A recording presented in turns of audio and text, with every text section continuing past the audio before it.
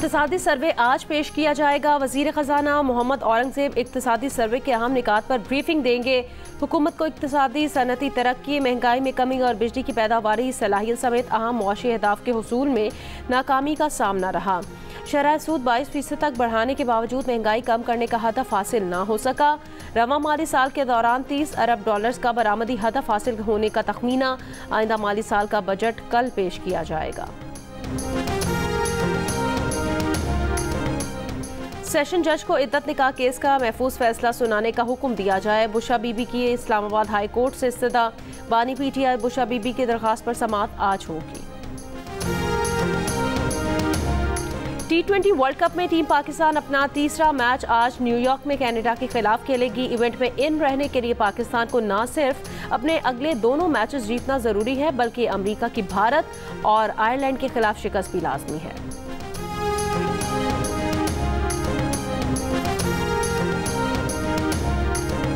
आज़ाद कश्मीर के दरियाई नीलम में जीप गिरने से लापता 10 अफराद का ताहाल पता ना चल सका। कुछ देर में ऑपरेशन दोबारा शुरू किया जाएगा। 3 सयाहों की मैयतें मुल्तान भिजवा दी गई हैं।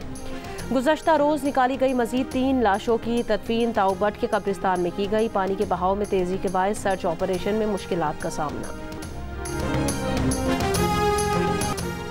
शदीद गर्मी में कुछ रोज़ थोड़ी कमी के बाद मैदानी इलाकों में दर्जा हरारत फिर ऊपर जाने लगा। पीर को मुल्क में सबसे ज़्यादा दर्जा हरारत भक्कर में 47 डिग्री रिकॉर्ड किया गया।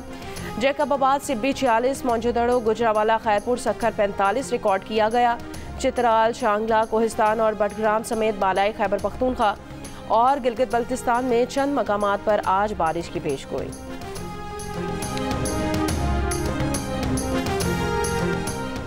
नवाज शरीफ का मोदी को नफरत को उम्मीद से बदलने का पैगाम। मोदी को तीसरी वजीर आज़म बनने पर मुबारकबाद के पैगाम में कहा, आए इस मौके को जनूबी एशिया के 2 अरब इंसानों की किस्मत बदलने के लिए इस्तेमाल करें।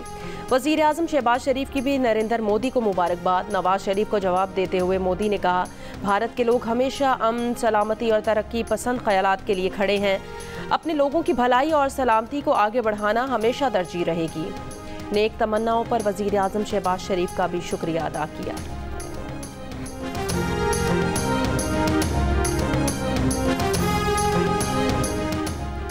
वज़ीर दिफा ख्वाजा आसिफ ने कहा, मोदी को इंतखाबात में अक्सरियत नहीं मिली, जिस वजह से उनका तकब्बुर कम हुआ है। उम्मीद है मोदी अब अपनी औकात में आएंगे। पाकिस्तान से भारत की कशीदगी की सबसे बड़ी वजह तनाज़ा कश्मीर है। भारत को मकबूजा कश्मीर की हैसियत को वापस बहाल करना होगा, उसके बाद भारत से बातचीत हो सकती है। पार्लियामेंट हाउस में मीडिया से गुफ्तगू। ख्वाजा मोहम्मद आसिफ ने कहा, मोदी को मुबारकबाद देना डिप्लोमेटिक ज़रूरत है। मोदी ने भी शहबाज शरीफ को वज़ीर आज़म बनने की मुबारकबाद दी थी। प्रोग्राम कैपिटल टॉक में बात करते हुए तहरीक इंसाफ से मुज़ाकरात नहीं हो सकते। ख्वाजा आसिफ ने कहा, बानी तहरीक इंसाफ कहते हैं वो आर्मी चीफ और DG ISI से मुज़ाकरात करेंगे और साथ में इन इदारों को बुरा भी कहते हैं।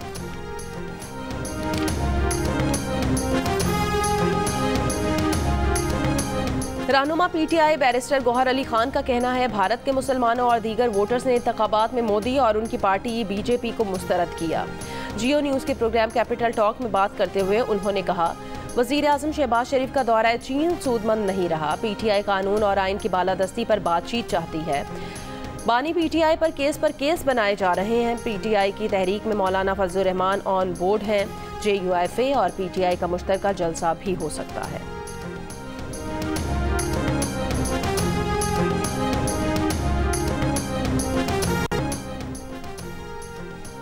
सिंध में सिर्फ रजिस्टर्ड जमातें और इदारे कुर्बानी की खालें जमा कर सकेंगे। कैंप या बैनर्स लगाने, गाड़ियों पर पार्टी परचम या लाउड स्पीकर के जरिए खालें जमा करने पर भी पाबंदी होगी। खालें जमा करने के लिए डिप्टी कमिश्नर से इजाज़त लेना होगी। महकमा दाखिला सिंध ने ईद उल अज़हा पर सूबे में कुर्बानी की खालें जमा करने के हवाले से कवायद व ज़वाबित जारी कर दिए हैं। महंगाई की वजह से लोगों की कमर पहले टूटी हुई है और ऊपर से जानवर इतने महंगे हैं कि बड़ी मुश्किल से कोई सुन्नत इब्राहिमी पूरी कर सकेगा। अब जो 40,000 50,000 का बकरा है उसका 80,000 मांग रहे हैं। फिलहाल अभी तक मैं समझता हूँ कि बहुत कम सौदे हुए, लोग अभी तक ऐसे घूम रहे, बस पूछ रहे हैं, रेट नहीं बन रहे अभी तक। ईद कुर्बा करीब आ गई, सिर्फ 5 रोज बाकी। मंचलों की मंडियों में धड़ाधड़ दौरे, लो ना लो देख तो लो नारे। शहर शहर सजी मुआशी मंडियों में मौजूद सेहतमंद बैल, तगड़े बकरे, भारी छतरे और ऊंचे ऊंचे ऊंट लोगों की तवज्जो का मरकज। खूबसूरत जानवर देखकर ग्राहक रुकते हैं, मगर लाखों करोड़ों के दाम सुनकर उल्टे पैर लौट जाते हैं। जानवरों के आसमान को छूते दाम, खरीदार और व्यापारी दोनों परेशान।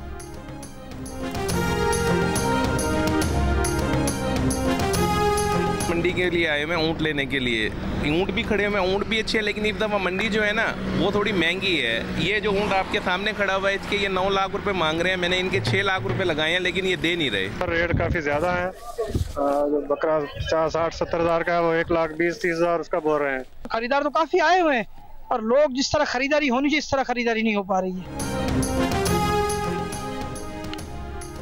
पंजाब में हत्ते इज्जत का कानून नाफिज हो गया। ट्रायल से पहले सिर्फ इल्जाम पर 30 लाख रुपए तक जुर्माना किया जा सकेगा।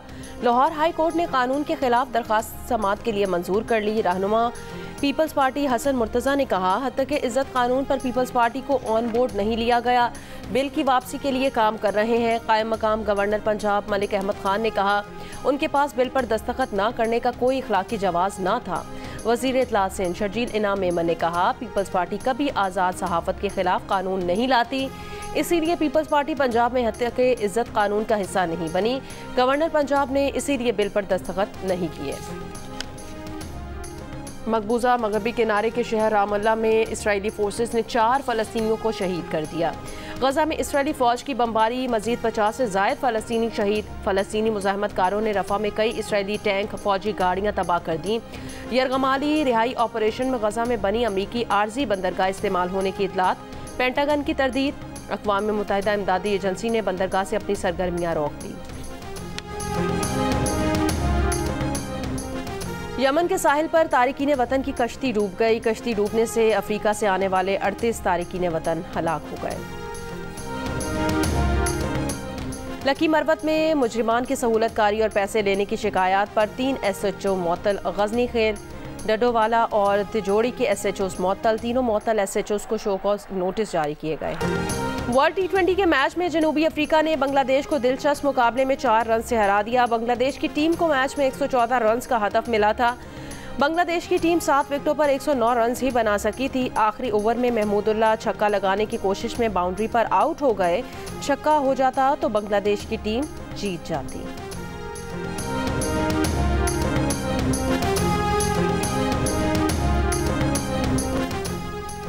ICC चैंपियंस ट्रॉफी 2025 इफ्तिताही मैच कराची में और फाइनल लाहौर में होगा। भारतीय टीम को इसके तमाम मैच क़ज़ाफ़ी स्टेडियम लाहौर में खेलने की पेशकश। चैंपियंस ट्रॉफी 19 फरवरी से 9 मार्च तक खेली जाएगी।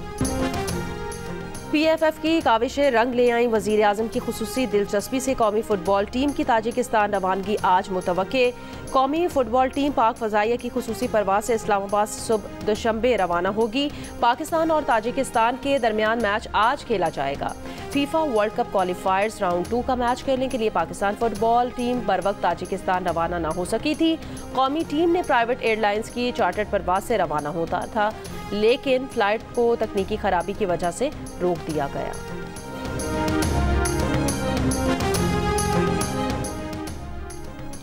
वर्ल्ड स्नूकर टूर्नामेंट जीतने वाले पाकिस्तानी खिलाड़ी हारिस ताहिर लाहौर पहुंच गए। एयरपोर्ट पर वालिदैन और दोस्त अहबाब ने हारिस ताहिर का पुरतपाक इस्तकबाल किया।